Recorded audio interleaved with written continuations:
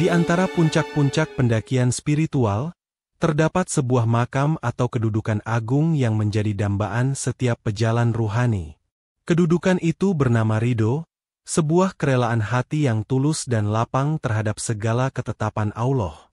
Ridho bukanlah sekadar sabar.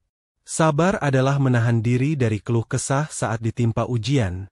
Ia adalah benteng pertahanan pertama. Namun ridho berada satu tingkat di atasnya. Ia adalah sebuah taman bunga yang tumbuh di atas benteng itu, di mana sang hamba tidak lagi merasa sedang menahan beban, melainkan merasakan keindahan di balik setiap peristiwa. Seorang hamba yang telah mencapai derajat ridho tidak lagi memandang takdir sebagai sesuatu yang harus ditaklukkan atau ditahan. Sebaliknya, ia melihat takdir sebagai aliran sungai ilahi yang membawanya menuju muara kerahmatan. Ia tidak melawan arusnya, tidak pula mengeluh jika arusnya deras atau berliku. Ia hanya menyerahkan dirinya, menari dengan gemulai mengikuti setiap alirannya, dengan keyakinan penuh bahwa sungai ini bersumber dari mata air kasih sayang yang tak pernah kering dan akan berakhir di samudera ampunan yang tak bertepi. Ridho adalah buah dari makrifat atau pengenalan yang mendalam. Bagaimana mungkin seorang hamba bisa rela dan senang dengan ketetapan dari zat yang tidak ia kenali? Mustahil. Kerelaan ini lahir dari keyakinan yang telah merasuk ke dalam tulang sumsum, bahwa Sang Penentu Takdir adalah yang maha bijaksana, yang maha pengasih, dan yang maha mengetahui apa yang terbaik bagi ciptaannya.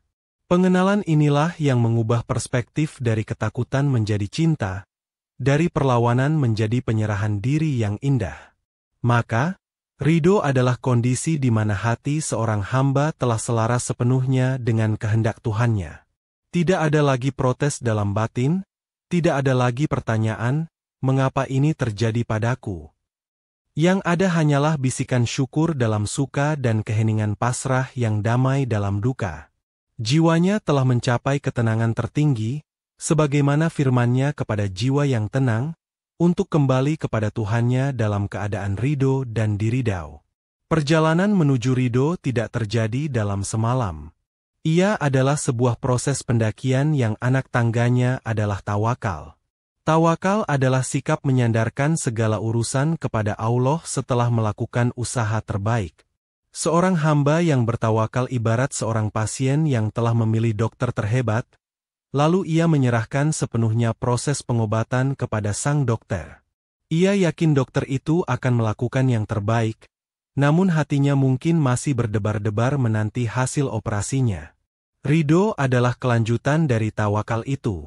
Jika tawakal adalah menyerahkan prosesnya, maka ridho adalah menerima dan merasa bahagia dengan apapun hasilnya. Hamba yang ridho adalah pasien yang setelah operasi, baik hasilnya sembuh total maupun masih menyisakan bekas luka, ia tetap tersenyum dan berterima kasih kepada sang dokter.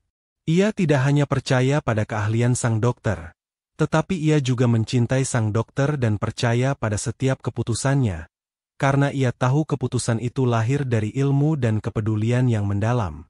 Dalam kehidupan, seorang hamba diwajibkan untuk berikhtiar, bekerja, dan berusaha. Itu adalah panggung lahiriahnya.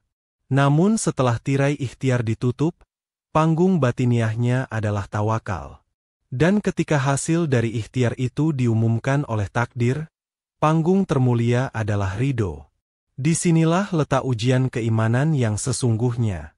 Banyak yang mampu bertawakal saat berharap, namun hanya sedikit yang mampu ridho saat kenyataan tidak sesuai harapan.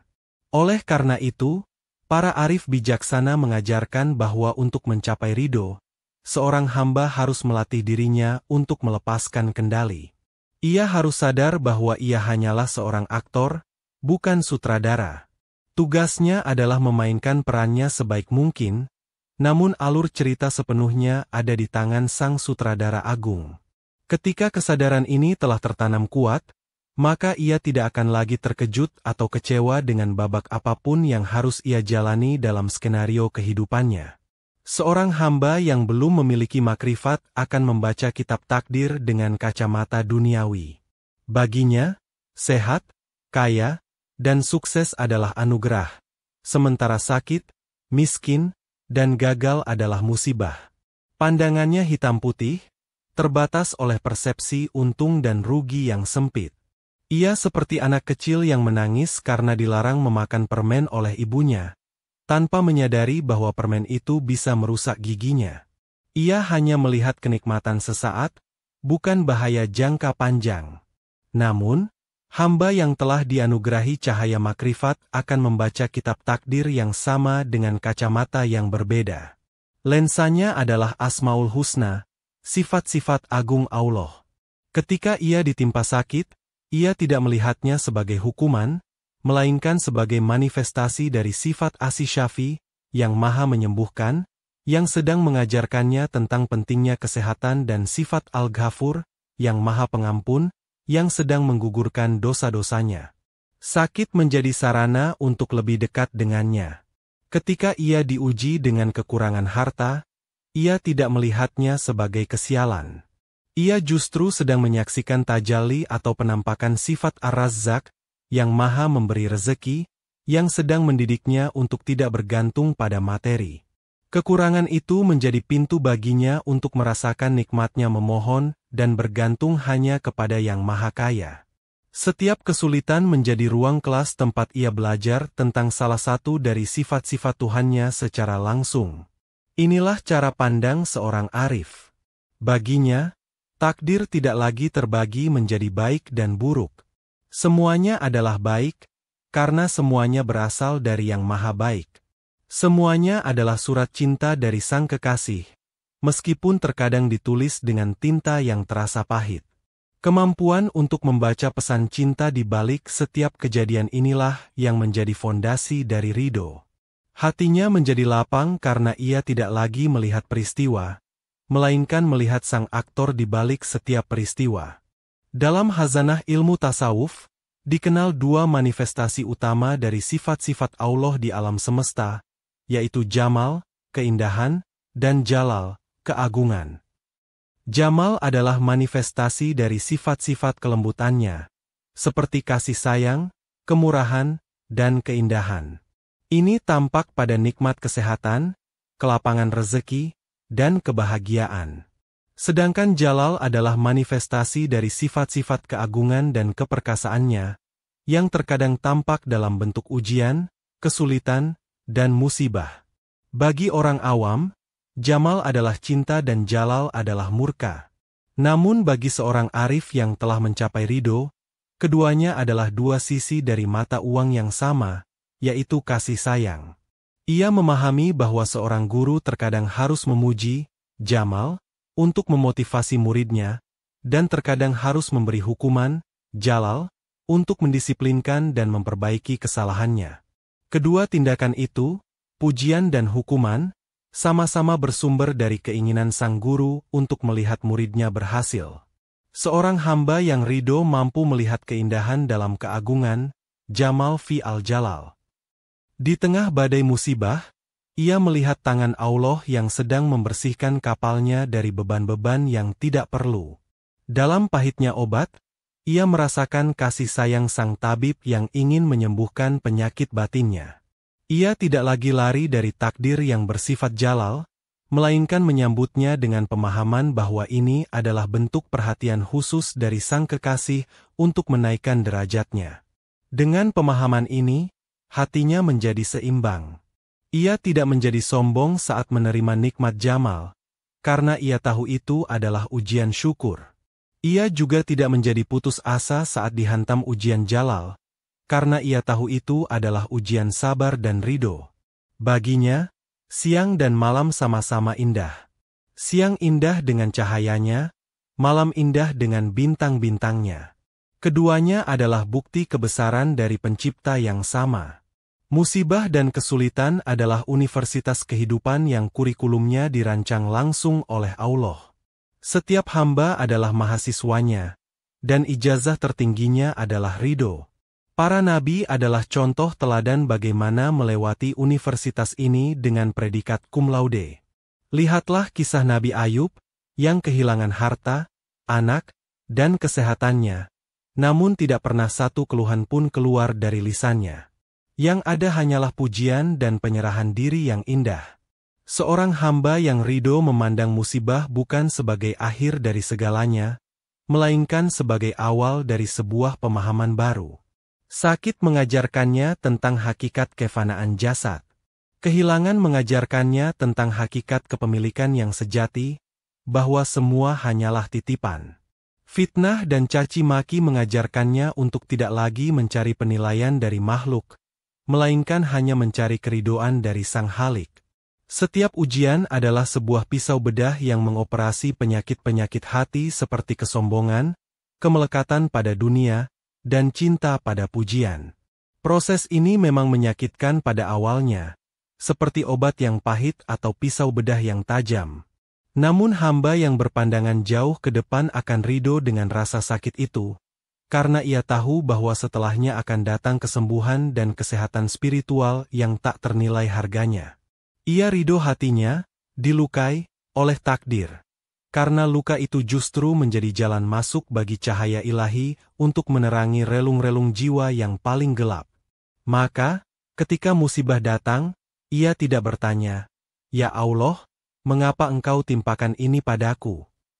Sebaliknya, ia bertanya dalam hatinya, "Ya Allah, pelajaran apa yang ingin engkau ajarkan kepadaku melalui peristiwa ini?" Pertanyaan ini mengubah posisinya dari seorang korban yang meratap menjadi seorang murid yang penuh perhatian, siap menerima hikmah dan kebijaksanaan dari setiap ketetapan gurunya yang maha agung. Hati seorang hamba yang belum mencapai ridho ibarat tanah yang kering dan gersang. Ketika hujan nikmat turun, ia mungkin akan basah sesaat, namun ketika panas ujian datang, ia akan retak dan pecah. Hatinya mudah bergejolak, dipenuhi oleh rumput liar kekhawatiran, ilalang kegelisahan, dan duri-duri keluh kesah. Ia adalah cerminan dari ketidakpastian dan ketakutan akan masa depan. Sebaliknya, hati seorang hamba yang telah dipenuhi dengan ridho berubah menjadi sebuah taman yang subur dan indah. Apapun cuaca yang dikirimkan oleh langit takdir, tamannya akan tetap asri.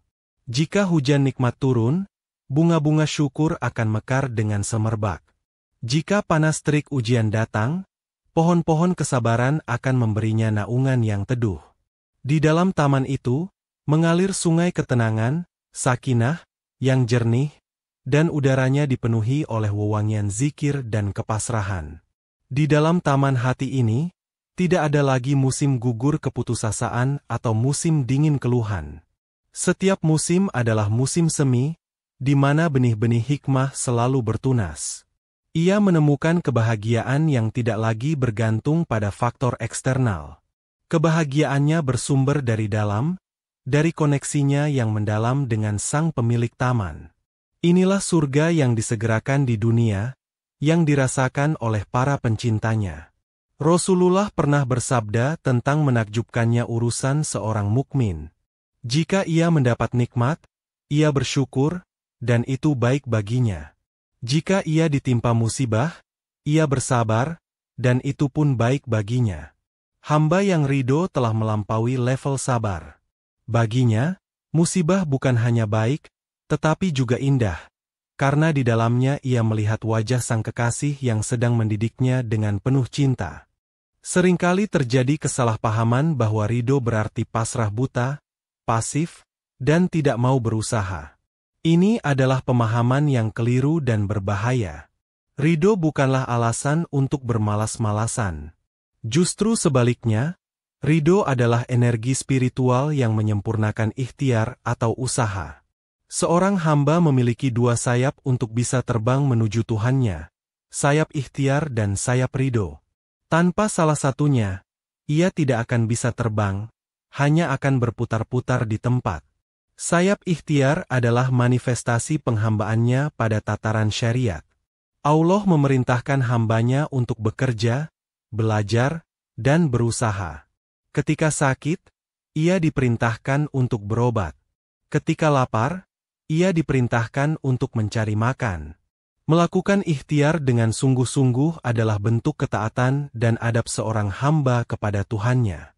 Mengabaikan ikhtiar dengan dalih pasrah adalah sebuah kesombongan tersembunyi, seolah-olah ia tidak butuh pada hukum sebab akibat yang telah Allah tetapkan. Sayap ridho adalah manifestasi penghambaannya pada tataran hakikat. Setelah sayap ikhtiar dikepakkan sekuat tenaga, maka sayap ridho inilah yang menjaga keseimbangan dan menentukan arah terbangnya. Apapun hasil dari ikhtiar itu, baik berhasil maupun gagal menurut ukuran manusia, ia terima dengan lapang dada. Kegagalan tidak membuatnya patah arang, karena ia tahu itu adalah pilihan terbaik dari Allah. Keberhasilan tidak membuatnya angkuh, karena ia tahu itu murni pertolongan darinya. Kombinasi antara ikhtiar yang maksimal dan ridho yang total inilah yang menghasilkan seorang hamba yang tangguh namun lembut, dinamis namun tenang. Ia bergerak di dunia dengan segenap kemampuannya, namun hatinya tetap berlabuh di dermaga keabadian. Ia adalah seorang pejuang di medan kehidupan, sekaligus seorang pecinta yang damai di hadapan takdir Sang Kekasih. Puncak dari segala anugerah bukanlah surga dengan segala kenikmatannya. Puncak tertinggi dari perjalanan seorang hamba adalah ketika ia berhasil meraih keridhaan dari Allah. Ridho seorang hamba terhadap takdir Tuhannya adalah jalan yang membawanya menuju ridho Allah kepadanya. Ini adalah sebuah hubungan timbal balik yang penuh cinta. Sebagaimana disebutkan dalam Al-Quran, Allah ridho terhadap mereka dan mereka pun ridho kepadanya. Ketika seorang hamba telah sampai pada makam ini, hidupnya menjadi sebuah keajaiban. Ia tidak lagi hidup untuk dirinya sendiri. Seluruh gerak-geriknya adalah untuk mencari keridhaan Sang Kekasih. Ia akan berhati-hati dalam setiap ucapan dan perbuatan, bukan karena takut pada neraka, tetapi karena takut melukai hati yang maha dicintainya. Cintanya telah melampaui transaksi pahala dan dosa, menjadi sebuah pengabdian yang murni. Di titik ini, ia telah memahami makna terdalam dari penghambaan. Ia ridho menjadi hamba, dan dengan keridhoan itulah Allah mengangkatnya ke derajat kekasihnya. Doanya menjadi mustajab, firasatnya menjadi tajam, dan kehadirannya menjadi sumber rahmat bagi sekelilingnya. Ia adalah bukti berjalan bahwa ridho terhadap ketetapan Allah adalah kunci untuk membuka seluruh pintu kebaikan, baik di dunia maupun di akhirat. Maka, perjalanan seorang salik adalah perjalanan untuk mengubah keluhan menjadi syukur, mengubah perlawanan menjadi tarian, dan mengubah ketakutan menjadi cinta. Ia belajar untuk ridho dengan apapun yang datang dari Tuhannya, dengan satu harapan agung, agar kelak di hari pertemuan, Tuhannya akan menyambutnya dengan senyuman ridho, sebuah anugerah yang lebih indah dari surga dan segala isinya.